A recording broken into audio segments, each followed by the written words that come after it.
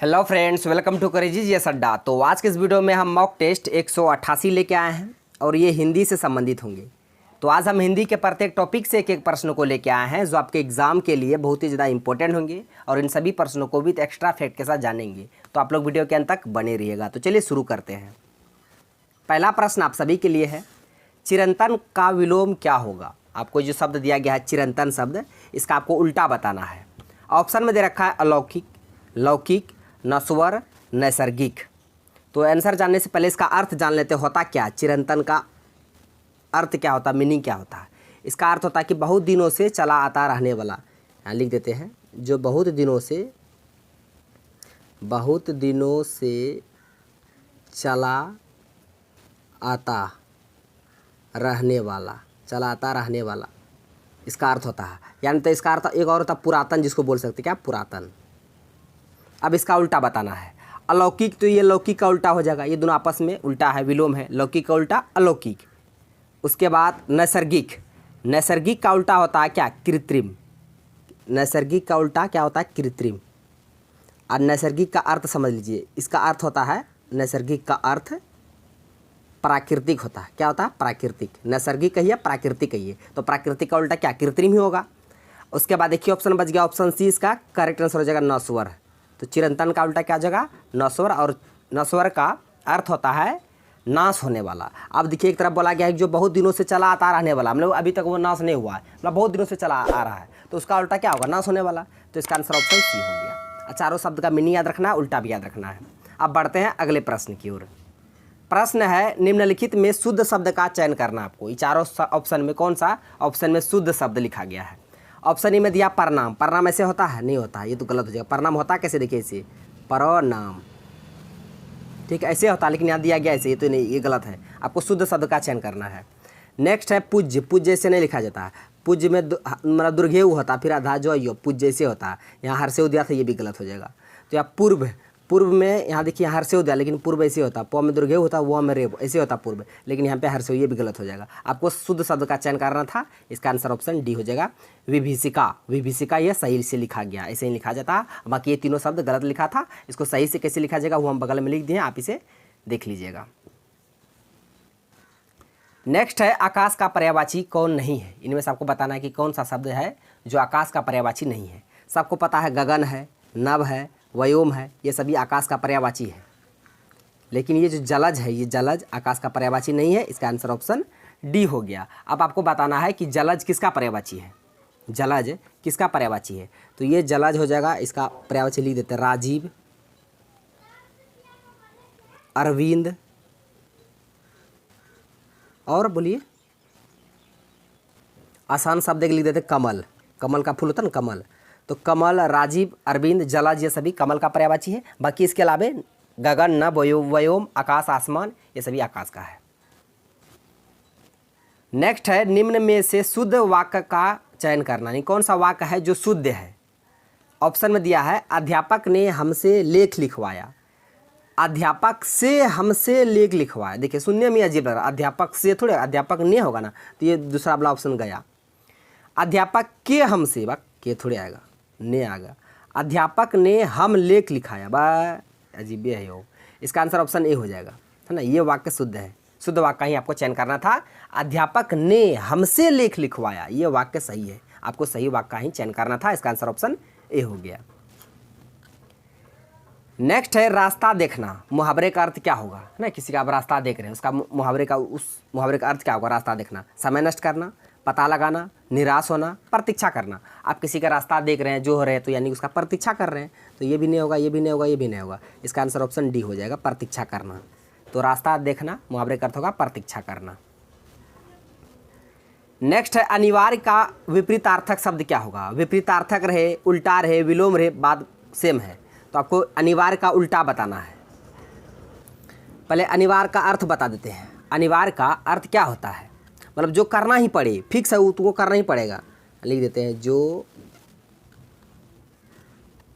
करना ही पड़े, फिक्स है, जिसका कोई निवारण ना हो, जो करना ही पड़े, उसे बोलेंगे अनिवार्य।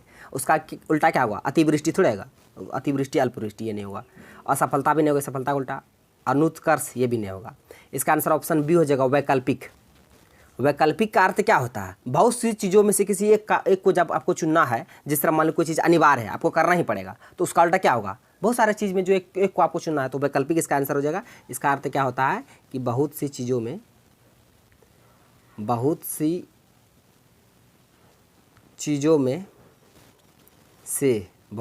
में से किसी एक को चुनना, किसी एक को चुनना। ठीक है, याद रखिएगा। तो अनिवार्य का उल्टा क्या हो जाएगा, वैकल्पिक। आपका मन है चुनिए अथवा नहीं चुनिए, लेकिन अनिवार्य में फिक्स है, तुमको करना ही पड़ेगा, चुनना ही पड़ेगा। नेक्स्ट है जो पढ़ा ना जा सके, वाक्य के लिए एक शब्द होगा। हम बोले ना प्रत्येक टॉपिक से एक प्रश्न होगा, और देख रहे हैं ना सब प्रत्येक टॉपिक से एक प्रश्न है, तो ये अनेक शब्दों के बदले एक शब्द है। आपको बताना है कि सॉरी कॉल आ गया था। देखिए, जो पढ़ा ना जा सके, वाक्य के लिए एक शब्द आपको बताना है। ऑप्शन में दिया अपठनीय, अपठनिया, अपठनिया नहीं होगा, अपठनीय, पटौनी ठो हो वाला होगा, ये भी नहीं होगा। अपाचनीय, पचने वाला बात थोड़ी हो रहा है, पढ़ने वाला। जो पढ़ा ना जा सके उसे हम लोग बोलेंगे क्या, अपठनीय। जो पढ़ा जा सके पठनीय, जो पढ़ा ना जा सके अपठनीय। इसका आंसर ऑप्शन ए हो जाएगा। जो कहा गया है कथित, जो पढ़ा गया है पठित। नेक्स्ट है अहिंसा शब्द में कौन सा उपसर्ग है। उपसर्ग पहले बोलते, उपसर्ग शब्द का पहले लगकर उसका अर्थ बदलता है, प्रत्यय शब्द का अंत में लगकर उसका अर्थ बदलता है। आपको यहाँ पे शब्द दिया है अहिंसा, अहिंसा शब्द में आपको बताना उपसर्ग, उपसर्ग पहले आता है। तो अहिंसा में अ प्लस यानी अ प्लस हिंसा हो जाएगा अहिंसा। तो पहले क्या आया, अ आया, तो अहिंसा में कौन सा उपसर्ग है, अ उपसर्ग है। सा नहीं होगा, हिंसा नहीं होगा, अहिन नहीं होगा। इसका आंसर ऑप्शन बी हो जाएगा, अ उपसर्ग। अहिंसा में अ उपसर्ग है। अ उपसर्ग वाले 2-3 हम शब्द लिखा दे रहे हैं, जिस तरह आप देखिए, अनीति, अनीति, उसके बाद अटल, उसके बाद अथा। इन तीनों में अ उपसर्ग है, इसमें भी अ उपसर्ग है, इसमें भी अ उपसर्ग है, इसमें भी अ उपसर्ग है, याद रखिएगा। ठीक है, तो आप लोग याद रखिएगा, अनीति हो गया, अटल हो गया, अथा हो गया, ये तीनों में अ उपसर्ग है। उपसर्ग पहले लगता है, प्रत्यय बाद में लगता है। उसी तरह अहिंसा जो था यहाँ पे, अहिंसा में अ प्लस हिंसा, तो यहाँ अ उपसर्ग हो गया, उसके बाद हिंसा प्रत्यय हो गया। तो आप याद रखिएगा, अ शब्द से बना उपसर्ग जो भी है वो हम आपको लिखा दिए हैं। नेक्स्ट है गल्ला शब्द का आपको पर्यायवाची बताना है। क्या शब्द है गल्ला, इसका आपको पर्यायवाची बताना है। ऑप्शन में दे रखा है अनाज, कंदरा, पुरवा, खर। तो इसमें से देखिए ऑप्शन में खर जो दिया है, ये तो गधा का पर्यायवाची हो जाएगा। खर किसका पर्यायवाची है, तो खर गधा का हो जाएगा। इसके अलावा पुरवा, पुरवा का पर्यायवाची तो गांव, गांव समझते हैं, गांव वही है, तो गांव का पर्यायवाची है पुरवा, गांव बोल सकते हैं। इसका और पर्यायवाची है जो हम आपको बता रहे हैं, देखिए गांव बोल सकते हैं, उसके बाद देहात बोल सकते हैं, उसके बाद ग्राम बोल सकते हैं, टोला बोल सकते हैं। ठीक है, ये सभी जो पुरवा, गांव, देहात, ग्राम, टोला, ये सभी पुरवा का पर्यायवाची है। खर बता दिए गधा का है। बाकी इसके अलावा जो कंदरा दिया है, ये कंदरा का पर्यायवाची क्या हो जाएगी, किसका पर्यायवाची है, कंदरा। तो गुफा समझते हैं, गुफा, तो गुफा का पर्यायवाची हो जाएगा कंदरा। रुकिए इसको अच्छा से लिख देते हैं, गुफा। तो एक ही ऑप्शन बच गया, ऑप्शन ए अनाज। तो गल्ला का पर्यायवाची क्या हो जाएगा, अनाज। आपका करेक्ट आंसर ऑप्शन ए हो जाएगा। तो याद रखिए, गल्ला का पर्यायवाची क्या हो जाएगा, अनाज हो जाएगा। इसके अलावा और क्या क्या पर्यायवाची होता है इसका, तो देख लीजिएगा, अन्न,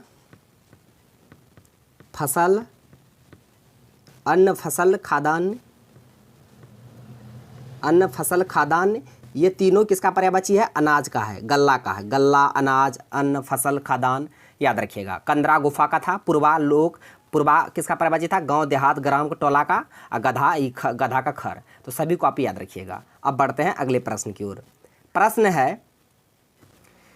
है कि शुभेच्छा का संधि विच्छेद आपको बताना है। तो देखिए, शुभेच्छा का अगर संधि विच्छेद कीजिएगा तो यहाँ पे शुभ, शुभ धन इच्छा हो जाएगा, शुभ धन इच्छा। और ये कौन सी संधि होगा, इसमें संधि बता दे, 2 वर्णों के मेल से जो विकार उत्पन्न होता है उसे हम लोग संधि बोलते हैं। संधि के 3 भेद होते हैं, स्वर संधि, विसर्ग संधि और व्यंजन संधि। तो स्वर संधि के भी 5 भेद होते हैं, तो पांचों भेद को आप याद रखिएगा। तो जिस तरह यहाँ पे शुभेच्छा जो दिया गया शब्द, शुभ धन इच्छा दिया हुआ, तो इसमें से गुण संधि होगा। तो गुण संधि को पहचानेंगे कैसे, ठीक है, वो बात को आपको बताएंगे। लेकिन इससे पहले आपको बताना है कि शुभेच्छा का संधि विच्छेद क्या होगा, शुभ धन इच्छा। तो ऑप्शन में यहाँ दे रखा है सु धन इच्छा, तो यहाँ सु तो होगा नहीं, होगा शुभ, शुभ वाला नहीं होगा। उसके बाद यहाँ पे दिया है शुभ धन अच्छा, ये भी नहीं होगा। शुभ धन अच्छा, अच्छा कहाँ से आ जाएगा, इसका आंसर ऑप्शन बी हो जाएगा, शुभ धन इच्छा हो जाएगा शुभेच्छा। इसमें कौन सी संधि है, गुण संधि है। संधि के कितने भेद, तो यहाँ लिख देते हैं, संधि के 3 भेद, स्वर संधि, व्यंजन संधि और विसर्ग संधि।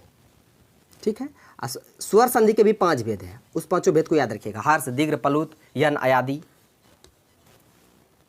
वृद्धि।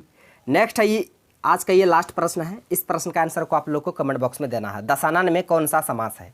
दशानन में आपको बताना है कौन सा समास है। समास के कितने भेद हैं? 6 भेद हैं, याद रखिएगा। अव्ययीभाव, तत्पुरुष, द्विगु, द्वंद्व, क्रमधारय, बहुव्रीहि, तो 6 भेद है समास के। तो आपको बताना दशानन में कौन सा समास है। ऑप्शन में दे रखा बहुव्रीहि, द्वंद्व, कर्मधारय, द्विगु, जो भी होगा इसका आंसर को आप लोग को कमेंट बॉक्स में देना है। और समास विग्रह के साथ और कौन सा समास है वो भी, है ना, सबको कमेंट बॉक्स में टाइप करके देना है, देखेंगे कौन सही देते हैं। तो फ्रेंड्स हम सबका रिप्लाई करेंगे। तो आज का प्रश्न बस यहीं तक था।